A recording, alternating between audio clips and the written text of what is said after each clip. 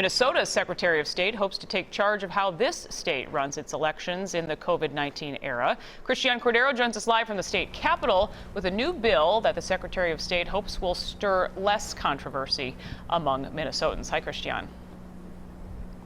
Hey there, Liz. Yeah, Steve Simon is effectively asking to expand your options on how you vote. He wants to avoid what happened in Wisconsin, what we saw yesterday, right, with the long lines of voters outside of polling places, a shortage of volunteers willing to work them inside. His proposal, if passed, would effectively give a mail-in ballot to every registered voter in Minnesota. You would get it in your mailbox. You'd need a witness to sign your ballot, and then there'd be extra time for processing, so we might not know the winners right away. There would also be fewer in-person polling places on Election Day. Now, by expanding vote by mail to all registered voters, the hope is that the 3 million Minnesotans who usually go to the polls on Election Day won't if they don't have to.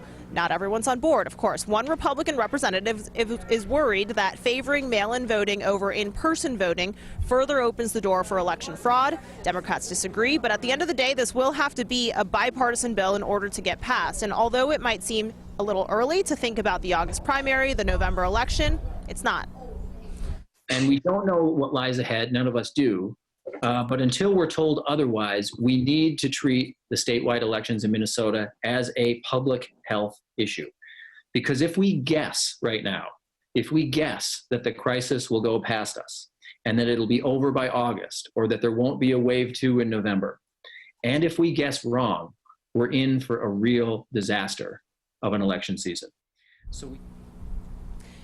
Now, there are already a couple of amendments getting proposed, including expanding, or rather starting to count the mail-in votes earlier than Election Day, just so to not overwhelm the system. Now, as for how to pay for it, Steve Simon points to the HAVA funds, which is effectively there, $7 million worth to improve elections in the state.